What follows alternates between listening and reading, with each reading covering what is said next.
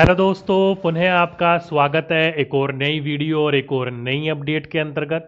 तो दोस्तों, आज की अपनी इस अपडेट वाली क्लास के अंतर्गत जो बात करने वाले हैं वो एक बहुत ही महत्वपूर्ण मुद्दा है, खासकर बिहार के स्टूडेंट्स को लेकर।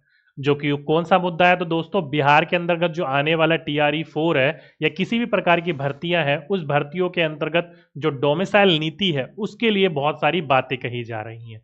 और उसके बारे में जो तर्क वितर्क दिया जाता है अलग अलग न्यूज चैनल के द्वारा कि अन्य प्रकार के सभी राज्यों में किसी न किसी प्रकार से डोमिसाइल लागू है, तो ऐसा बिहार के लोगों या बच्चों के साथ या विद्यार्थियों के साथ अन्याय क्यों कि वहां पर डोमिसाइल लागू नहीं है।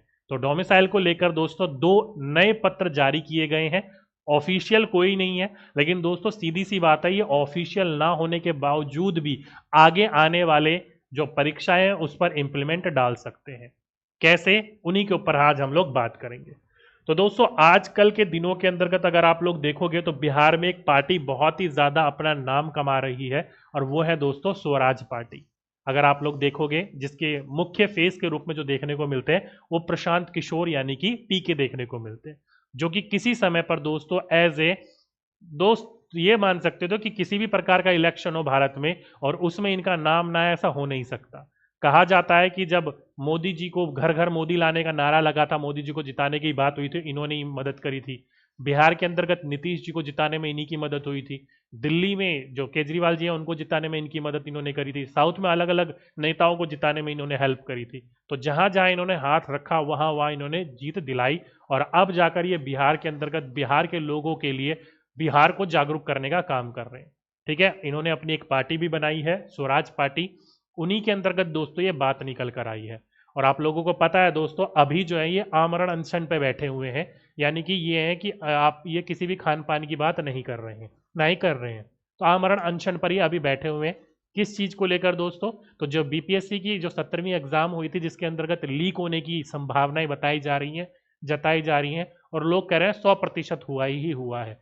और उसके लिए दोस्तों जो सरकार है वो अड़ी हुई है, जो छात्र है वो अपने पड़े अड़े हुए हैं कि कैंसिल होनी चाहिए और न्यू परीक्षा होनी चाहिए। ठीक है, तो उसी में ये आमरण अनशन पर बैठ गए हैं PK, प्रशांत किशोर जी। और उसी के लिए दोस्तों इन्होंने अलग अलग चीजों की बात कही है। अब देखो, आप लोगों को पता है दोस्तों, अभी जो है ये पूरा का पूरा आंदोलन जो चल रहा था वो छात्रों के लिए चल रहा था, और छात्रों के आगे सामने कोई आकर खड़ा नहीं हो रहा। ये उभरती हुई पार्टी थी, वो सामने आकर खड़ी हुई, क्योंकि सीधी सी बात है दोस्तों, बिहार के अंतर्गत या किसी भी अन्य प्रकार के आंदोलनों के अंतर्गत ये नेता जो नई नई पार्टी होती है वो छात्रों का सहारा ही लेकर अपनी पार्टी का गठन करती है। जैसे कि नीतीश कुमार की पार्टी देख लो, आज जो इतने बड़े पैमाने पर वो सत्ता में बैठी हुई है, तो किसी समय पर वो भी छात्रों के लिए ही आगे आई थी, तब जाकर उन्होंने नाम कमाया था। तो बात अलग है क्या नहीं है बाद में लोग भूल जाते हैं। ठीक है, लेकिन इन्हीं की पार्टी के अंतर्गत अलग अलग प्रकार की विचारधाराएं जो आती है, मैं भी इनकी विचारधारा से बहुत ज्यादा प्रभावित हूं, बहुत बहुत बहुत ज्यादा प्रभावित हूं। इनके विचार बहुत अच्छे हैं। अब आगे जाकर क्या होगा क्या नहीं होगा वो अलग बात है। ठीक है, तो इन्हीं की पार्टी के अंतर्गत एक पत्र जारी हुआ। उस पत्र के अंतर्गत क्या कहा गया है? तो यदि आप इसमें 5वीं लाइन पढ़ोगे, बहुत ही इंपॉर्टेंट लाइन है। ठीक है, यहां पर कई विद्यार्थी मुझसे नाखुश होंगे, कई विद्यार्थी बहुत ज्यादा खुश होंगे, दोनों के ऊपर बात करेंगे। अभी देखो, लिखा हुआ है कि बिहार की सरकारी नौकरियों में बिहार के युवाओं की कम से कम 2/3 हिस्सेदारी सुनिश्चित करने के लिए डोमिसाइल नीति लागू की जाए। तो ये साफ साफ इनकी ये पूरी की पूरी ध्वस्त शिक्षा और भ्रष्ट परीक्षा व्यवस्था के खिलाफ आमरण अनशन पर ये बैठे हुए हैं। उसी के अंतर्गत ये बात कही गई है कि बिहार के अंतर्गत जितनी भी सरकारी नौकरी आती है उसके अंतर्गत कितना हिस्सा दोस्तों? तो 2/3 हिस्सा। तो 2/3 हिस्से की बात करी जाए दोस्तों, तो अप्रोक्सीमेटली दोस्तों वो होता है 66.5 के आसपास, 66 66.5% के आसपास होता है। ठीक है, तो यहां पर ये साफ साफ कह रहे हैं कि 66.5%। वैसे अभी तक जो बात चल रही थी दोस्तों डोमिसाइल की, उसमें कहा जा रहा था 90+10, 10% होना चाहिए। यानी कि बिहार के जो लोग हैं उनके लिए 90% और बाहरी राज्य के जो लोग हैं उनके लिए 10%। लेकिन इन्होंने कहा है कि 2/3 हिस्सेदारी बिहार के लोगों की सुनिश्चित करने के बाद डोमिसाइल नीति लागू करनी चाहिए।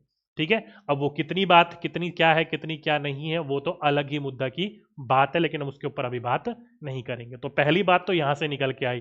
तो कहने का मतलब ये है कि इनकी पार्टी आजकल जितना नाम कमा रही है, अगर आने वाले समय में, जो कि प्रशांत किशोर ने बड़े बोल सकते हो एक तरीके से विश्वास से कहा था कि आने वाले समय के अंतर्गत हमारी सत्ता देखने को मिलेगी, तो अगर इनकी सत्ता आती है तो इसके ऊपर ये सही काम, मतलब काम करेंगे ही करेंगे, ऐसा हो सकता है। ठीक है, और आगे एक और लेटर जारी हुआ है दोस्तों। एक पार्टी है जो कि बीते कुछ सालों के अंतर्गत जो मीडिया के द्वारा बहुत ज्यादा प्रसिद्ध हुई थी, द प्लूरल्स पार्टी करके है आपकी। तो इन्हीं पार्टी के अंतर्गत दोस्तों इन्होंने आग्रह किया है किससे, तेजस्वी यादव जी से। अब देखा जाए तो दोस्तों बिहार के अंतर्गत जो टीचर्स की बहाली आनी शुरू हुई थी, नीतीश कुमार कह रहे हैं उन्होंने शुरू करी है, उनकी पार्टी ने शुरू करी है, तेजस्वी यादव कह रहे हैं उनकी पार्टी ने शुरू करी है, जब ये दोनों की दोनों पार्टी एक साथ थी, संघ में काम कर रही थी। ठीक है, और उसी समय डोमिसाइल को हटाने का काम किया गया था। तो इसके मामले में हम क्या माने, क्या तेजस्वी यादव ने ही पार्टी ये जो डोमिसाइल नीति है इसको हटाने के ऊपर काम किया था? जब ये कह रहे हैं कि नौकरी इन्होंने दी थी, तो जो निर्णय होगा ये भी इन्होंने ही इसी प्रकार से लिया होगा, किसी न किसी प्रकार से, जो भी होगा। ठीक है, तो हम इस चीज को माने या जो भी हो, चलो ठीक है।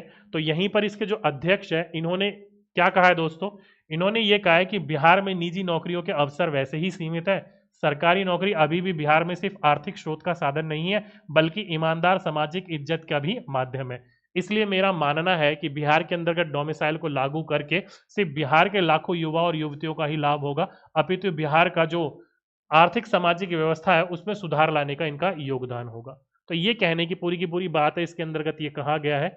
मेन ये है कि डोमिसाइल नीति के संबंध में इनको निर्णय लेने के लिए सामने आना चाहिए, उसके ऊपर इनकी जो विचार है, इनकी जो प्रतिक्रिया है वो व्यक्त करनी चाहिए, जो कि इसके जो अध्यक्ष है उनके द्वारा ये 2/1/2025 को ये पत्र लिखा गया था। देखा जाए तो आज 3 तारीख है, कल के द्वारा ये कहा गया है। तो ये सारे के सारे जो डोमिसाइल नीति को लेकर आवाजें उठ रही हैं, तो कहने का मतलब ये है कि आपके आने वाले समय में किसी ना किसी तरीके से डोमिसाइल की कोई ना कोई पॉजिटिव न्यूज देखने को मिल सकती है, क्योंकि इस समय दोस्तों होने वाले हैं बिहार के अंतर्गत इलेक्शन, और इलेक्शन के दौरान जब ये डोमिसाइल नीति हटाई गई थी उस समय होने थे पूरे बिहार में मतलब पूरे इंडिया में इलेक्शन। तो उस चीज को पूरे इंडिया के अंतर्गत एक अपने आप को फ्रेम स्ट्रक्चर बनाने के लिए ये हटा दिया गया था। अब बिहार के अंतर्गत इलेक्शन है, तो क्या पता इस चीज को लागू कर दिया जाए।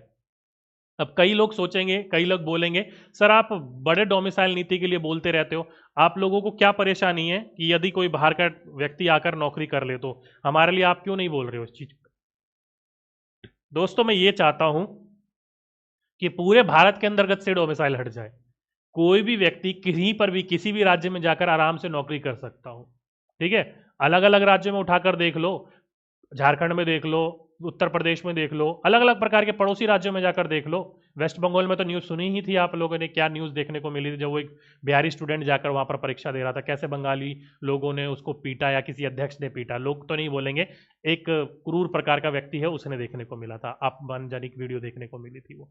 ठीक है, तो मैं किसी के हक में या किसी के खिलाफ नहीं हूं, बस मैं ये चाहता हूं कि किसी भी प्रकार की एक समानता देखने को मिले। ठीक है, तो कई यहाँ पर कमेंट करेंगे कि सर हमारे से क्या है, आप इतना वो क्यों कर रहे हो, और कई कहेंगे सर हाँ डोमिसाइल के ऊपर आवाज उठाइए, बात होनी ही चाहिए। तो सीधी सी बात है, मनुष्य जो है दोस्तों वो अपना फायदा हमेशा देखता है, तो इसलिए इस बात को लिए मैं आपके ऊपर छोड़ रहा हूं कि आप लोगों की क्या निर्णय है। बिल्कुल न्यूट्रल होकर मुझे कमेंट बॉक्स में जरूर लिखकर बताइएगा कि डोमिसाइल नीति लागू होनी चाहिए या नहीं होनी चाहिए, क्योंकि अन्य राज्यों में तो लागू है। ठीक है, तो इस प्रकार की ये अपडेट निकल कर आ रही है, आने वाले समय के अंतर्गत कोई ना कोई एक ठोस ऑफिशियल नोटिस आपको जरूर देखने को मिलेगा डोमिसाइल के लिए। जो परसेंटेज है, जो 90-10, तो मुझे नहीं लग रहा कि ऐसा कुछ देखने को मिलेगा। हाँ, ये 2/3 का वाला मुझे थोड़ा सही लग रहा है, जिसके ऊपर आवाज उठाई जा रही है और देखने को आगे मिल भी सकता है। ठीक, तो ये एक डोमिसाइल नीति के ऊपर पूरी की पूरी एक अपडेट देना चाह रहा था आप लोगों को। उम्मीद करता हूँ आप लोग अपडेटेड हो गए होंगे। बाकी किसी भी प्रकार की कोई परेशानी है या कोई भी प्रश्न है तो आप लोग नीचे कमेंट बॉक्स में लिख सकते हो। बाकी ट्रांसफर पोस्टिंग शुरू हो ही चुकी है, आने वाले कुछ समय के अंतर्गत SC/ST वेलफेयर वाला हो गया है, TRE 3 वालों का भी 9 तारीख से कुछ देखने को बोल रहे हैं, मिल जाएगा। देखते हैं क्या अपडेट होगा, क्या अपडेट नहीं होगा। उसके बाद फिर आने वाले फरवरी माह के अंतर्गत आपको TRE 4 का नोटिफिकेशन देखने को मिल सकता है। यदि डोमिसाइल लागू हुआ तो बहुत प्रकार के फेरबदल देखने को मिल जाएंगे आपको।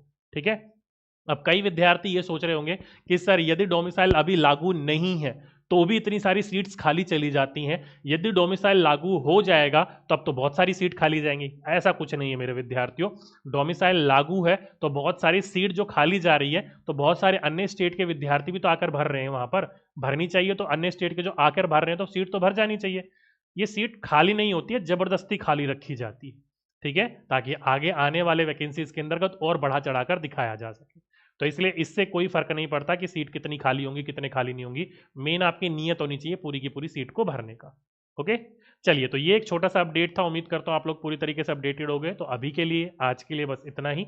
आपसे फिर मुलाकात होगी एक नेक्स्ट वीडियो में। जब तक के लिए सभी विद्यार्थियों को धन्यवाद।